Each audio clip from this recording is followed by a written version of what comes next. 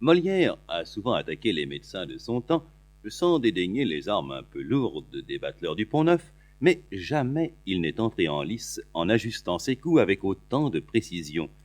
Pour lui, les médecins formés par la faculté sont des ânes. Ils s'enferment dans une dialectique stérile, alors que depuis déjà près d'un demi-siècle, à travers toute l'Europe, des esprits libres ont engagé la médecine dans la voie de la science expérimentale. Ce bonnet de Thomas Diafoirus, médecin et fils de médecin, ergote sur des mots et croit réfuter par des syllogismes absurdes la théorie de la circulation du sang, cette fameuse théorie circulatoire contre laquelle il vient précisément de soutenir sa thèse de doctorat. En fait, au moment de la création de la pièce, il y a déjà une dizaine d'années, que l'anglais Richard Lower a réussi la première transfusion sanguine d'animal à animal. Mais la faculté s'obstine à ne pas entendre raison et se gausse de ceux qu'elle désigne sous le nom de circulator, le mot signifiant charlatan dans la langue de Cicéron. En écrivant Le Malade imaginaire, Molière prend donc parti dans un débat où se trouve engagé l'avenir de l'esprit scientifique.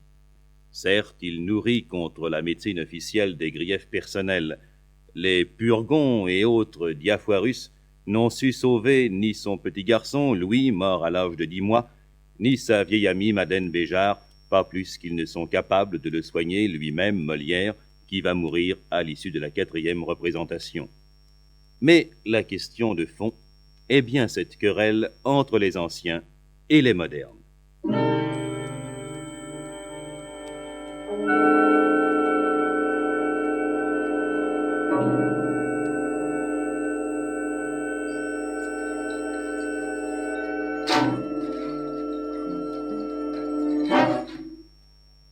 Nous sommes dans un intérieur bourgeois.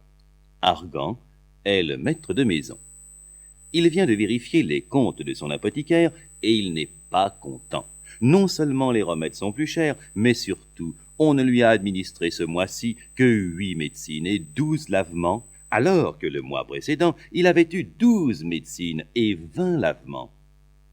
N'est-ce pas précisément cela la maladie d'Argan? Car qui résisterait à pareil régime? Argan est malade des médecins et de leurs médications absurdes. Sa fille aînée, Angélique, est amoureuse de Cléante, et les deux jeunes gens voudraient bien se marier. Mais Argan a d'autres projets. Avoir pour gendre un médecin serait pour lui le comble de la félicité. Oh ça, ma fille, je vais vous dire une nouvelle où peut-être ne vous attendez-vous pas.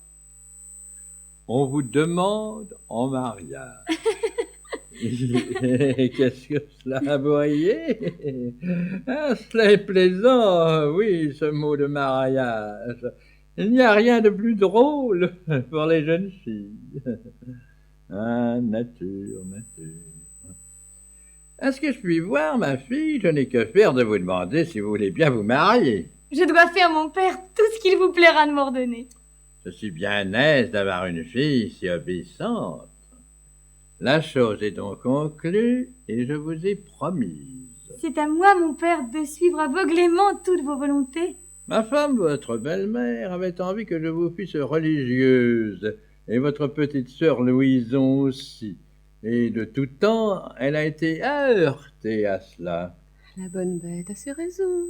Elle ne voulait point consentir à ce mariage, mais je l'ai emportée, et ma parole est donnée. Ah, mon père, que je vous suis obligée de toutes vos... En vérité, je vous sais bon gré de cela.